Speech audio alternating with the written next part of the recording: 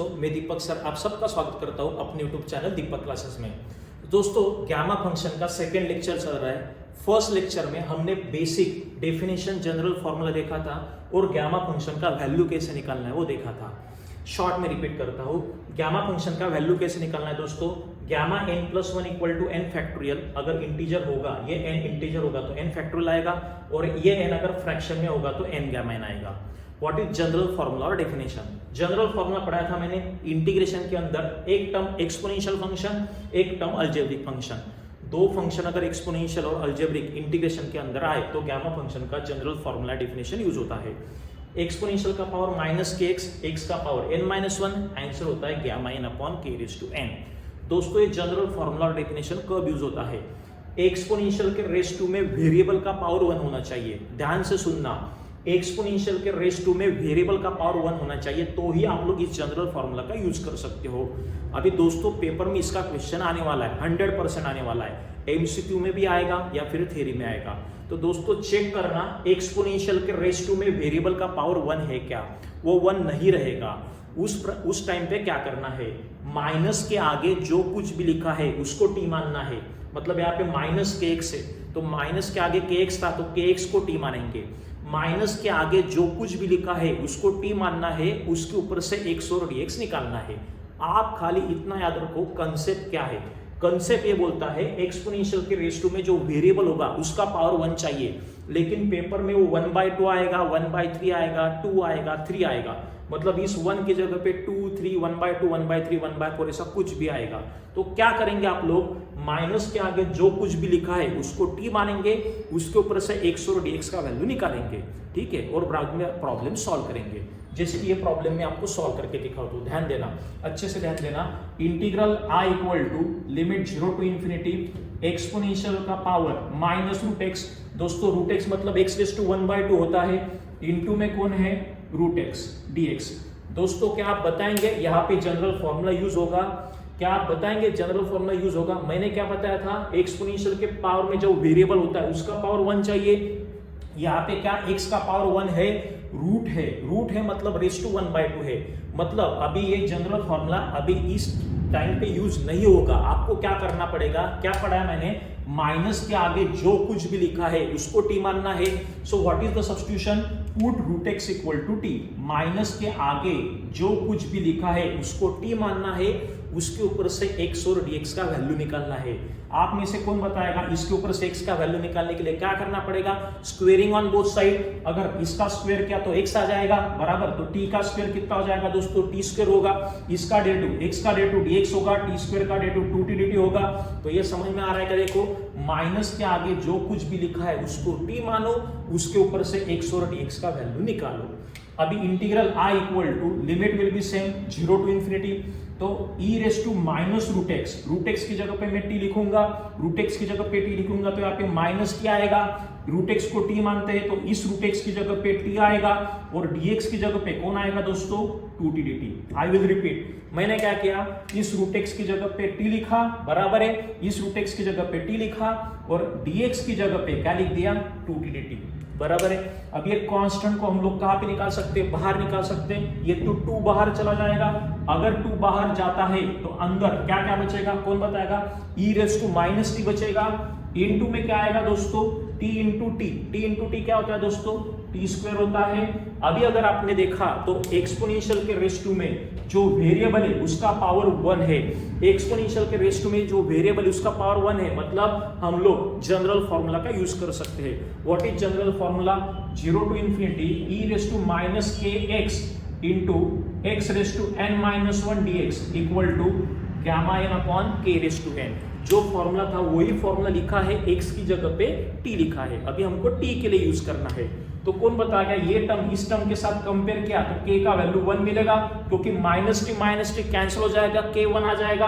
n-1 का value 2 आएगा, तो ये -1 उधर जाके क्या बन जाएगा, +1 बन जाएगा। व्हाट इज 2 + 1, 3 आएगा। ये बाहर का 2 as it is into gamma n, मतलब n की वैल्यू 3 आया तो गैमा 3 अपॉन k⁻n मतलब 1/3। आपको पता है 1/1 होता है, तो मेरा आंसर क्या आएगा, 2 इंटू गामा 3। कौन बताएगा गामा 3 को कैसे लिखेंगे? Gamma 2 plus 1। What is 2 plus 1? It is 2 factorial. तो इसका आंसर 2 फैक्टोरियल आएगा। 2 इंटू 2 फैक्टोरियल कितना आंसर आ गया? 4 आ गया। तो दोस्तों पहले टाइप में आपको प्रॉब्लम में क्या देखना है, इंटीग्रेशन के अंदर एक्सपोनेंशियल के रेस टू में जो वेरिएबल है उसका पावर 1 होना चाहिए। आई विल रिपीट, एक्सपोनेंशियल के रेस टू में जो वेरिएबल है उसका पावर 1 होना चाहिए। अगर वो वेरिएबल का पावर 1 नहीं रहेगा तो उस टर्म को टी मानेंगे, माइनस के आगे जो कुछ भी लिखा है उसको टी मानेंगे, उसके ऊपर से एक्स और डीएक्स का वैल्यू निकालेंगे, वो सब्स्टिट्यूशन इसमें करेंगे। बाद में एक्सपोनेंशियल के रेस टू में वेरिएबल का पावर 1 दिखेगा, इसके कारण इसका कंपैरिजन जनरल फॉर्मूला के साथ होगा। आपको के का वैल्यू और एन का वैल्यू मिल जाएगा, आप लोग फॉर्मूले में डाल देंगे, आपको आंसर रेडी हो जाएगा। तो दोस्तों ये क्वेश्चन बहुत पेपर में आ चुका है, सिर्फ एक्स की जगह पे वाई आया है। तो जैसे एक्स के लिए सॉल्व किया वैसे ही वाई के लिए सॉल्व करना है। उम्मीद करता हूं इस फर्स्ट क्वेश्चन में कोई डाउट नहीं है। अगर कुछ डाउट होगा तो आप लोग मुझे पूछ सकते हो। दोस्तों अभी जाएंगे सेकेंड प्रॉब्लम की तरफ। अगेन इंटीग्रेशन के अंदर एक फंक्शन एक्सपोनेंशियल, एक फंक्शन अलजेब्रिक। दोस्तों एक्सपोनेंशियल के रेस टू में वेरिएबल का पावर 3 है। मैंने क्या बताया था आपको, एक्सपोनेंशियल के रेस टू में वेरिएबल का पावर 1 होना चाहिए। यहाँ पे वेरिएबल का पावर 3 है, 3 नहीं चलेगा। तो आपको क्या करना है, माइनस के आगे जो कुछ भी लिखा है उसको टी मानना है, उसके ऊपर से एक्स और डीएक्स निकालना है, राइट। तो माइनस के आगे क्या लिखा है, एक्स क्यूब, मतलब एक्स क्यूब को टी मानना है और उसके ऊपर से एक्स और डीएक्स का वैल्यू निकालना है, राइट। तो मतलब मैं सब्स्टिट्यूशन यूज करूंगा। कौन सा सब्स्टिट्यूशन यूज करूंगा, एक्स क्यूब को टी मानूंगा, उसके ऊपर से एक्स और डीएक्स का वैल्यू निकाल लूंगा। तो ये 3 उधर जाने के बाद क्या हो जाएगा दोस्तों, 1/3। ये 3 उधर जाने के बाद उल्टा हो जाता है, मतलब 1/3 हो जाएगा। तो x का वैल्यू मिला मुझे t⁻1/3, इसके ऊपर से dx का वैल्यू निकालना है। कौन बताएगा, x का डेरिवेटिव dx होता है। इसका डेरिवेटिव कैसे निकाला जाएगा, x⁻n का formula. What is formula for x⁻n? n into x⁻n-1, मतलब 1/3 into t⁻1/3-1। दोस्तों 1/3 -1 कितना होता है, -2/3 इंटू में कौन आएगा, dt। तो मैंने क्या किया, माइनस के आगे जो कुछ भी लिखा था उसको t माना, उसके ऊपर से x और dx का वैल्यू निकाला। अब ये प्रॉब्लम कैसे बन जाएगा, integral i equal to limit तो सेम रहेगा 0 to इंफिनिटी e⁻x का क्यूब। x क्यूब को क्या बोलते हैं, t। तो x क्यूब की जगह पे t आ गया। रूट एक्स मतलब x⁻1/2। आपको पता है रूट एक्स को क्या बोलते हैं, x⁻1/2, मतलब दिस टर्म ⁻1/2, मतलब क्या आ जाएगा दोस्तों, t⁻1/3 क्योंकि मैंने x की जगह पे t⁻1/3 डाल दिया, ऊपर का 1/2 एज इट इज। इंटू में कौन है दोस्तों, dx। तो dx की जगह पे कौन आएगा, 1/3 इंटू t⁻2/3 dt। अच्छे से ध्यान दे रहा, मैंने क्या किया, x क्यूब की जगह पे t डाला, उसके बाद रूट एक्स मतलब x की जगह पे t⁻1/3 डाला, ऊपर ⁻1/2 एज इट इज, और dx की जगह पे ये टर्म लिख दिया मैंने। तो ये समझ में आ रहा है, देखो दोस्तों अभी ये 1/3 कांस्टेंट है, वो इंटीग्रेशन के किधर निकलेगा, बाहर निकलेगा। मतलब क्या हो जाएगा, इंटीग्रल i इक्वल टू 1/3 को मैंने बाहर निकाल दिया, 0 to infinity as it is. यहाँ पे कौन सा टर्म बचा, e⁻t बराबर t⁻1/3 इंटू 1/2। दोस्तों इसका मल्टीप्लीकेशन होगा तो क्या आएगा, 1 1 जा 1, 3 2 जा 6 बराबर। इंटू में और एक टर्म t का है, उसका पावर कितना है दोस्तों, -2/3 इंटू कौन आएगा, dt। तो ये समझ में आ रहा है कि देखो दोस्तों मैंने क्या किया, इन दोनों का मल्टीप्लीकेशन कर दिया और ये टर्म एज इट इज। अभी ये दोनों का मल्टीप्लीकेशन कैसे सॉल्व होगा, आपको पता होगा, x⁻m into x⁻m plus n, मतलब इन दोनों का क्या हो जाएगा दोस्तों, एडिशन हो जाएगा। इन दोनों का एडिशन करके देखने का, 1/6 -2/3 एलसीएम ले सकते हैं या कैलसीएम भी कर सकते हैं। 6 3 18, क्रॉस मल्टीप्लाई 3 -12 -9/18 विच इज -1/2। तो इसका आंसर -1/2 आता है बराबर। तो मेरा नेक्स्ट स्टेप क्या हो जाएगा, integral i equal to 1/3 limit 0 to infinity, ये टर्म क्या है, e⁻t, और इन दो टर्म का मल्टीप्लीकेशन, ऊपर का एडिशन हुआ, ऊपर का एडिशन कैलसी पे कर सकते हैं आप, आपको मिला -1/2। तो t का पावर कितना आएगा दोस्तों, -1/2 इंटू में कौन है, dt है बराबर है। अभी एक्सपोनेंशियल के रेस टू में जो वेरिएबल है उसका पावर 1 है, मतलब हम लोग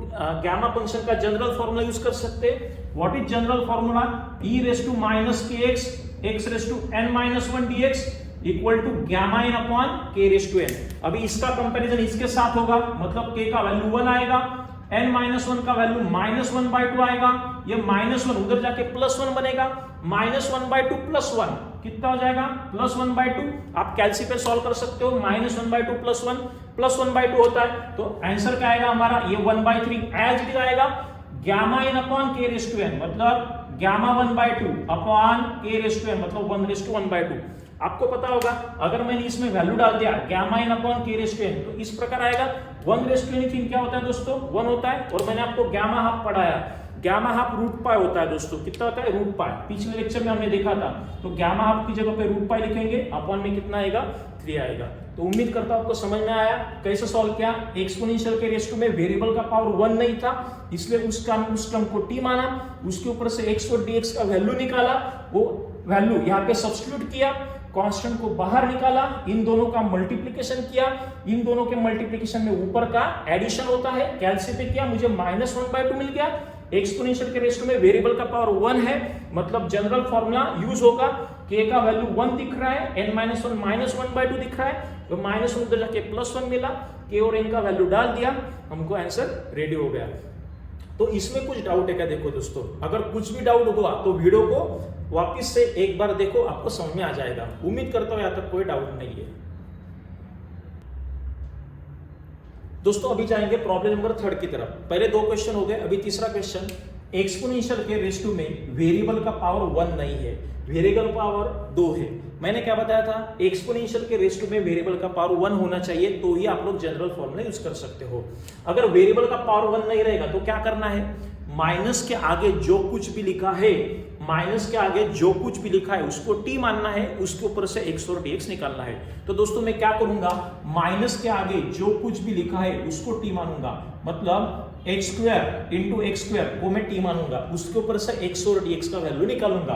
तो आप में से मुझे कौन बताएगा x² का वैल्यू कितना आएगा, t/h² बराबर है। तो x का वैल्यू कितना आएगा, t का रूट √t हो जाएगा, h² का रूट h हो जाएगा, तो t का रूट लिया मैंने, h² का रूट लिया, square root on both side बराबर है। x का डेरिवेटिव dx होता है, ये 1/h बेचारा एज इट इज, कौन बताएगा, ये कांस्टेंट एज इट इज, लेकिन √t का डेरिवेटिव क्या आएगा, what is rate of √x, 1/2√x, तो √t का डेरिवेटिव 1/2√t dt आ जाएगा। तो दोस्तों मैंने क्या किया, माइनस के आगे जो कुछ भी लिखा था उसको मैंने t माना, उसके ऊपर से x और dx का वैल्यू निकाला। अब ये प्रॉब्लम कैसे बन जाएगा, इंटीग्रल i = ये limit 0 to ∞ as it is, इसकी जगह पे t आएगा, मतलब e⁻t हो जाएगा, और dx की जगह पे पूरा टर्म आएगा, पूरा टर्म मतलब 1/h 1/2 1/√t dt। मैंने इसको अलग अलग लिखा, h को अलग लिखा, 2 को अलग लिखा, √t को अलग लिखा। अभी क्या करेंगे, नेक्स्ट स्टेप में integration with respect to t solve करना है। तो अंदर से t का टर्म आएगा, t छोड़ के जो कुछ भी हो इंटीग्रेशन के बाहर आएगा,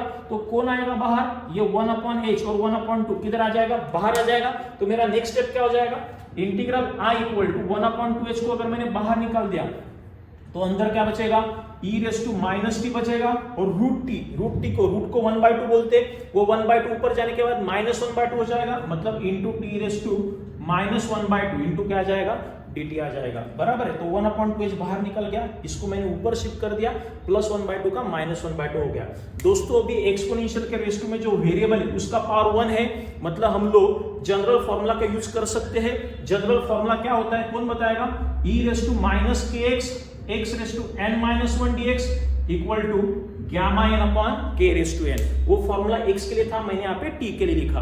दोस्तों कौन बताएगा, -t कट हो जाएगा, मतलब इधर k का वैल्यू कितना है, 1 है, और n-1 का वैल्यू कितना है दोस्तों, n-1 का वैल्यू -1/2 है, और -1 उधर जाके +1 बनेगा, -1/2 और +1 कितना होता है, +1/2 होता है बराबर। तो मेरा आंसर क्या आ जाएगा, ये बाहर का 1/2h एज इट इज, मेरा आंसर आएगा गामा n मतलब gamma half upon k⁻n 1/1/2। You know 1/anything 1 होता है, तो ये टर्म 1 हो जाएगा बराबर। गामा हाफ का वैल्यू कितना होता है दोस्तों, √π होता है बराबर। तो 1/2h into √π that is √π/2h, ये मेरा आंसर आ गया। तो दोस्तों ये थर्ड प्रॉब्लम कैसे सॉल्व किया, माइनस के आगे जो कुछ भी था उसको t माना, उसके ऊपर से x और dx का वैल्यू निकाला, और ये वैल्यू इसमें डाल दिया, कांस्टेंट को बाहर लिया। एक्सपोनेंशियल के रेशियो में वेरिएबल का पावर 1 था, इसलिए जनरल फॉर्मूला का हम लोग यूज कर सके। k का वैल्यू 1 मिला, n का वैल्यू +1/2 मिला, फॉर्मूले में डाल दिया, हमारा आंसर रेडी हो गया। गामा आपको रूट पाई बोलते हैं। तो उम्मीद करता हूँ ये जो 3 प्रॉब्लम मैंने पढ़ा आपको समझ में आ रहा है। दोस्तों ये 3 प्रॉब्लम अगर समझ में आए तो आप कोई भी प्रॉब्लम सॉल्व कर सकते हो। कोई भी प्रॉब्लम आने दो, एक्सपोनेंशियल के रेस्ट में वेरिएबल का पावर 1 नहीं रहेगा तो उस माइनस के आगे जो कुछ भी लिखा है उसको टी मानना है, उसके ऊपर से x और dx का वैल्यू निकालना है। इतना ही खाली याद रखो, आपको टाइप 1 समझ में आएगा। उम्मीद करता हूँ यहाँ तक कोई डाउट नहीं। अगर कुछ भी डाउट हो आप मुझे मैसेज कर सकते हो।